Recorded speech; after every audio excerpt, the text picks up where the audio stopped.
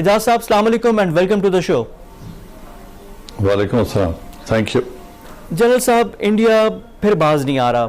پاکستان کو مسلسل انگیج کیا ہے, لائن آف کنٹرول کی وائلیشنز, جب بھی ہندوستان میں کوئی بھی چیز ہوتی ہے الزام فوراً پاکستان پہ. تو پاکستان کی پالیسی کیا ہونی چاہیے, ہمارا رسپانس کیا ہونا چاہیے؟ دیکھیں جی, یہ تو آپ نے بہت بڑا سوال کر دیا. دیکھنا یہ ہے, پہلے ہندوستان کے رویے کو اگر آپ دیکھیں تو ہندوستان صرف الزام لگانے کے لیے نہیں, وہ پنچنگ بیگ پاکستان کو بناتا ہے ایک کور اپ کے لیے, لیکن وہ اپنا ایک سٹریٹجی, ایک مقصد, ایک آبجیکٹو لے کر چلتے ہیں. ان کی تمام لیڈرشپ نے ہمیشہ ایسے ہی کیا ہے کہ وہ ایک آبجیکٹو لے کر چلتے ہیں اور اس کو وہ حتمی انجام تک لے کر جاتے ہیں, صرف دنیا کی توجہ ہٹانے کے لیے اور پاکستان کو ڈیٹر کرنے کے لیے.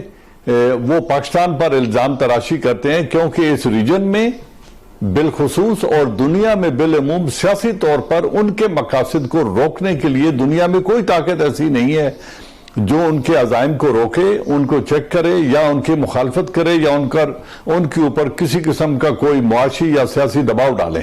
صرف خطے میں ایک واحد ملک ہے پاکستان جو انہیں ریزسٹ کر سکتا ہے اور کرتا ہے, اس کو وہ انگیج کرتے ہیں اور اپنے مقصد کو وہ اچیو کر لیتے ہیں. آپ اگر تاریخ پہ نظر دوڑائیں تو آپ دیکھیں گے کہ انہوں نے جب پاکستان کو ڈس انٹیگریٹ کرنا تھا تو ایسٹ پاکستان میں انہوں نے بلا جواز چڑھائی کر دی. نہ وہ اس معاملے میں سٹیک ہولڈرز تھے, نہ ایسٹ پاکستان کا مسئلہ یونائٹڈ نیشن میں حل طلب تھا, نہ وہ کوئی انٹرنیشنل ڈسپیوٹ تھا, اور نہ انڈیا اس میں سٹیک ہولڈر تھا سوائے ایک نیبر کنٹری ہونے کے.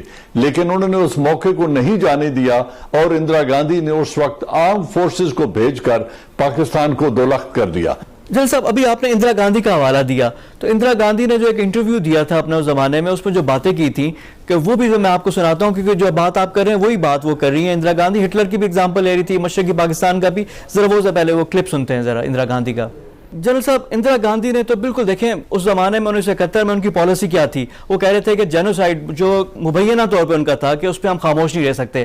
اب یہ دیکھ لیں جو کشمیر میں ہو رہا ہے, تو کیا اس پہ ہم خاموش رہیں؟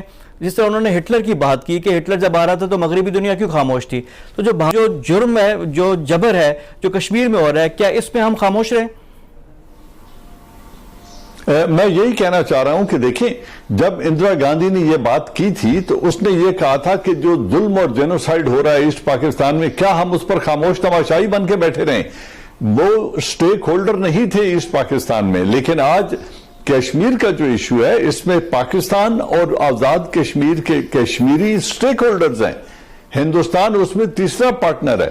اس میں گارنٹیز یا جو رائٹ کشمیریز کو دیا ہے وہ دیا ہے یونائٹڈ نیشن ریزولوشنز نے کہ ان کو پلیبسٹ کا حق ملے گا اور وہ اپنا فیصلہ خود کریں گے. آج ہم یہ کشمیری یہ حق مانگ رہے ہیں, ہم اس کا مطالبہ کر رہے ہیں, لیکن ہندوستان نہ صرف وہاں پہ جینوسائیڈ کر رہا ہے, 80,000 شہادتیں ہو چکی ہیں وہاں پہ, 16,000 سے زیادہ ریپ ہو چکے ہیں, 22,000 سے زیادہ نوجوانوں کو گھروں سے اٹھا لیا گیا ہے. تو کیا یہ تماشائی ہم بن کے وہاں تماشا یہ دیکھتے رہیں؟ ہم سے تو توقع یہی کی جاتی ہے, اور ہماری لیڈرشپ بھی پاؤں ان کے ٹھنڈے ہیں, وہ کوئی فیصلہ کرنے سے قاصر ہیں اور وہ دنیا کی طرف دیکھ رہے ہیں. ہندوستان نے جب بھی کرنا ہے کچھ ایسا وہ کر گزرتے ہیں. آج ہٹلر سے ورسٹ جینوسائیڈ مودی کر رہا ہے کشمیر کے اندر, اور بالعموم ہندوستان پورے کے اندر جو مائنورٹیز کے ساتھ وہ سلوک کر رہا ہے. اس پہ یو این کا جو کمیشن ہے, ابھی تازہ ترین رپورٹ آئی ہے مذہبی برداشت کے بارے میں کہ ہندوستان میں اجیرن بنا دی گئی ہے زندگی مائنورٹیز کی. پھر انہوں نے جب سیاچن کو ایکیوپائی کرنا تھا تو 1984 میں اندرا گاندھی نے اپریل میں سیاچن کو جا کے ایکیوپائی کر لیا.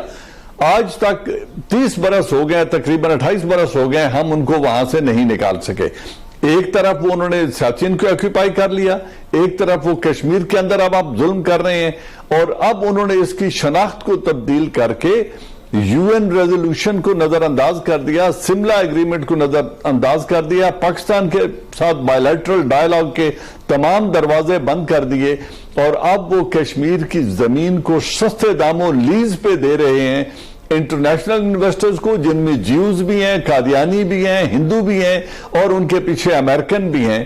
اگر وہ یہ اس میں ابزارب کرنے میں کامیاب ہو جاتے ہیں اور یہاں پر وہ اپنے اسرائیل اور ہندوستان اپنے بیسز بنا لیتے ہیں کشمیر کے اندر، تو پھر ہم دفاعی جنگ لڑتے رہ جائیں گے. اس وقت ہم خدا نہ خواستہ کیجولٹیز بھی اٹھائیں گے اور پاکستان آزاد کشمیر کا اور گلگت بلتستان کا دفاع کرنے پہ مجبور ہو جائیں گے. وہاں پہ شاہراہ ریشم کا اور چائنا کے ساتھ جو ہمارے زمینی رابطے ہیں ان کا دفاع کرتے ہوئے ہم اگلی باقی 70 برس گزار دیں گے. تو یہ وقت ہے کہ ہم کوئی عملی قدم اٹھائیں اور دنیا کو باور کرائیں کہ ایک تو مذہبی بنیاد پر جو ظلم ہو رہا ہے اس پہ OIC کی لیڈرشپ کے ضمیر کو جگائیں اور ان کی توجہ دلوائیں. ہمارا دین ہمیں یہ کہتا ہے، ہمارا قرآن ہمیں یہ درس دیتا ہے کہ جب مسلمانوں پر ظلم کیا جا رہا ہو، ان کی نسل کشی کی جا رہی ہو، انہیں گھروں سے نکالا جا رہا ہو، تو ان کی مدد تمہارے اوپر فرض ہے. آج یہ سب کچھ ہم ہوتا دیکھ رہے ہیں اور ایک تماشائی بن کر بیٹھے ہوئے ہیں. ہمیں اپنی آواز اٹھانی ہوگی اور اگر آواز سے کچھ نہیں ہوتا تو پھر عملی قدم اٹھانا ہوگا، ورنہ کل ہمیں دفاعی جنگ لڑنے پر مجبور کر دے گا ہندوستان. اس وقت ہم خدا نہ خواستہ جانی نقصان بھی اٹھائیں گے. جس جنگ کو ہم اوائڈ کر رہے ہیں یہ ہم پر تھوپ دی جائے گی اور پھر ہم اس وقت آئندہ 70 برس شاہراہ ریشم کا اور گلگت بلتستان کا اور آزاد کشمیر کا دفاع کرتے رہیں گے اور اس کشمیر کو ہم کھو چکے ہوں گے. کشمیریوں کی امیدیں خدا نہ خواستہ ٹوٹ چکی ہوں گی، جو کہ ایک بہت بھیانک سیناریو ہے. ہمیں اب وقت ہے کچھ کرنے کا، آواز اٹھانے کا، عملی اقدام کرنے کا. جنرل صاحب اس میں شرارتیں ختم نہیں ہو رہی. اب جو نئی شرارت انہوں نے کی ہے کہ جو موسم کی خبریں جو سناتے ہیں اس میں انہوں نے آزاد کشمیر اور گلگت بلتستان بھی شامل کر دیا ہے. جو مودی ہے، جو اجیت دوول ہے، جو امیت شاہ ہے، یہ تو اب سب چیزیں ازر من الشمس ہے، سب کے سامنے آ چکی ہیں. سب کا جو چہرہ ہے، جو اگلی جو فیس آف انڈیا ہے جو مسلمانوں کے ساتھ وہ کر رہے ہیں، اب تو ہو گئی ہے کہ مسلمانوں سے سبزی نہیں خریدنی کہ جو مسلمان ہیں اس کو وہ کرنی. ہر جگہ سے کارڈ دیکھ رہے ہیں، کر رہے ہیں. کورونا کا الزام مسلمانوں پہ ڈال رہے ہیں، جینا دو بھر کر دیا مسلمانوں کے لیے. تو ہم کب تک یہ برداشت کرتے رہیں گے اور ہمارا رسپانس کیا ہو سکتا ہے؟ کیا ہم کر سکتے ہیں سوائے مذمت کے؟ دیکھیں، اس کا فیصلہ ہماری پولیٹیکل لیڈرشپ نے کرنا ہے. ہماری لیڈرشپ نے یہ فیصلہ کرنا ہے کہ ہم نے ملک کے اسٹریٹجک انٹرسٹ کا دفاع کس طریقے سے کرنا ہے. ہم نے اپنے جو کشمیری بھائی ہیں ان کے حقوق کے لیے کس حد تک جانا ہے، کیونکہ اس میں پاکستان کی سلامتی مضمر ہے کشمیر کی سلامتی کے ساتھ. کشمیریوں کو حق ملے گا تو پاکستان سلامت رہے گا، اور اگر خدا نہ خواستہ کشمیریوں کا حق ان سے چھین لیا گیا اور کشمیر کو بزور بازو ایبزارب کر لیا گیا تو جیسا پہلے میں نے کہا ہے، ہمارے پاس سوائے دفاعی جنگ لڑنے کے اور کوئی راستہ نہیں رہ جائے گا. آپ کہہ رہے ہیں انہوں نے اس کو شامل کر لیا ہے ویدر رپورٹ میں. ویدر رپورٹ نہیں، ان کی لوک سبھا میں انہوں نے 24 سیٹیں خالی رکھی ہوئی ہیں اور ان کی RSS کی لیڈرشپ یہ کہتی ہے کہ ہماری لوک سبھا اس دن مکمل ہوگی جس دن متحدہ کشمیر اور گلگت بلتستان سے 24 نمائندے منتخب ہو کر آئیں گے اور اس اسمبلی میں آ کر بیٹھیں گے، تو اس دن ہم کہیں گے کہ آج ہماری لوک سبھا مکمل ہو گئی ہے. بابری مسجد کا کیس آپ کے سامنے ہے. یہ سبزی فروش جس کی آپ مثال کر رہے ہیں، اس سے نام پوچھا گیا، اس کے اور اس کے بیٹے نے جان بوجھ کے ہندو نام بھی بتایا اور جو انجام ہوا وہ آپ نے دیکھ لیا. اس وقت وہ جو کچھ کر رہے ہیں وہ وہاں پہ مسلمانوں کو نعوذ باللہ حضور اکرم صلی اللہ علیہ وسلم کی شان میں گستاخی کرنے کے لیے مجبور کرتے ہیں اور جے شری نام کا نعرہ لگواتے ہیں. تو یہ مذہب کی بنیاد پر ہونے والا ظلم یہ کب تک ہوتا رہے گا اور اس کو مسلم امہ کب تک برداشت کرتی رہے گی؟ اس فیصلے کا یہ فیصلہ ہے جو ہماری پولیٹیکل لیڈرشپ نے کرنا ہے اور قوم کو ایک صحیح سمت میں لے کر جانا ہے، اور باقی تمام انسٹیٹیوشن نے حکومت کے ساتھ کھڑے ہونا ہے. دفاع سے لڑی ہوئی جنگیں جیتی نہیں جاتی. جنگ وہ جیتی جاتی ہے جس کو دشمن کے علاقے میں لے کر جایا جائے. ہم ابھی تک ڈیفنسو میں بیٹھے ہیں. ہندوستانی لیڈرشپ نے جب بھی کوئی فیصلہ کرنا ہوتا ہے وہ کر گزرتے ہیں. بابری مسجد انہوں نے گرا دی، انہوں نے پرواہ تک نہیں کی، عدالت نے فیصلہ لے لیا. نیشنل जो सिटीजन अमेंडमेंट एक्ट है उसका उन्होंने कहा और कर गुजरे और यानी वो दुनिया कर की गुजर उन्होंने जाते हैं परवाह नहीं की। और दुनिया कुछ करती भी नहीं है और सिर्फ पाकिस्तान यानी हम लोग वर्स्ट इफेक्टिव हैं और इस दुनिया पे आइंदा भी कुछ नहीं करेगी। जो कुछ करना है हमें खुद करना कुछ नहीं करेगी। अच्छा जनरल साहब, उनको अपने तजारती मफाद और स्ट्रेटेजिक मफाद अजीज हैं और हमें भी इसको काउंटर भी करना है। और देखिए साथ साथ कायदे आज़म को भी विंडिकेट कर दिया, जो लोग कभी डाउट करते थे पाकिस्तान बनने पे अब तो बिल्कुल साबित हो गया। जनरल साहब, कश्मीर की जो इंटरनल सूरत हाल है, जो हिंदुस्तान वहां पे डिवाइड एंड रूल की पॉलिसी कर रहा है, जो इंटरनल डायनामिक्स हैं कश्मीर के, जिस तरह पहले हमने देखा था कि बुरहान वानी के बाद लोकल एक दफा फिर एक इंतफादा था, लीडरशिप उभर कर आई थी, अभी रियाज जो नाइकू थे वो भी अब इन्होंने शहीद कर दिए हैं। तो इंटरनल डायनामिक्स कश्मीर की उसमें क्या हो रहा है सर? देखें, ये इस वक्त जो मौजूदा सूरत हाल है इसको हमारी लीडरशिप को बड़े गौर से देखना चाहिए। वहां हो क्या रहा है। इससे पहले 72 ईयर्स में हिंदुस्तान ने हमेशा जो कश्मीरी लीडरशिप थी उसको डिवाइड करके रखा और इस तरीके से वो अपने अज़ाइम हासिल करते रहे और इसको डिले करते रहे। Farooq Abdullah and Mufti family को उन्होंने अपने साथ में लाया और वो उन यूनियनिस्ट थे जो इंडियन यूनियन में रह के कश्मीरियों के हक की बात करते थे। हुर्रियत वाले हमेशा प्लेबिसिट की बात करते थे और एक और छोटा तबका था जो इंडिपेंडेंट कश्मीर की बात करता था। इस तरीके से उन्होंने तकसीम करके हिंदुस्तान को 72 ईयर्स उन्होंने गेन किए और कभी प्लेबिसिट नहीं होने दिया। आज क्या हो रहा है, जब उन्होंने 370 और 35A को रिवोक किया है तो ये तमाम कश्मीरी एक जगह पे इकट्ठे हो गए हैं क्योंकि इनसे इनकी शनाख्त छीन ली गई है। आज ये वो मौका था जब तमाम लीडरशिप यक आवाज होकर अपना हक तलब कर रही थी और हिंदुस्तान ने ये एक बहुत बड़ा स्ट्रेटेजिक मिस्टेक कर दी थी।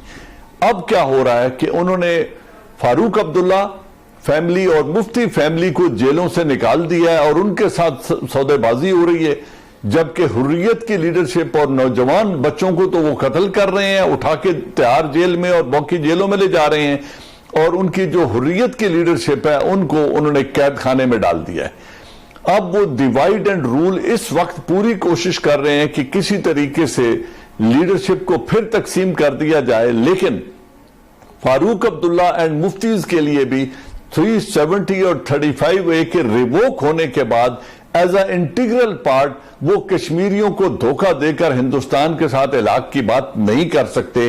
तो ये मौका है जब हमने इस मामले को पहचानना है और इस यूनियन जो लीडरशिप के मकासद में जो इत्तेफाक आया है, उनकी जो यूनियन बनी है, जो इत्तेहाद हुआ है, हिंदुस्तान जिस तरीके से एक्सपोज हुआ है, इस वक्त उन्हें जितनी पाकिस्तान की और यूनाइटेड नेशन की जरूरत है इतनी इससे पहले कभी नहीं थी। यूनाइटेड नेशन एक टॉक शॉप है, इसके अलावा वो कुछ नहीं करेगी। अमेरिका और वेस्ट अपना मफाद देखेगा। अमली कदम पाकिस्तान ने उठाना है और कश्मीरियों की उम्मीद टूटने से पहले, नाउम्मीद होने से पहले उनकी मदद को पहुंचना है। ये हमारा इखलाकी फर्ज भी है, मिलिट्री जरूरत भी है, पॉलिटिकल एंड स्ट्रेटेजिक जरूरत भी है, जिससे हमारी लीडरशिप को फैसला करना, अब उनको इस वक्त फैसला करना चाहिए।